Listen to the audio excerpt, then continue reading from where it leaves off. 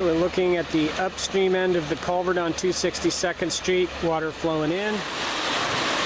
We've got baffles in here, and we definitely see 4 to 5 backwaters from each culvert. I'm going to baffle. I'm going to try to zoom in here, see what we can see. Oh yeah, oh, this is sweet.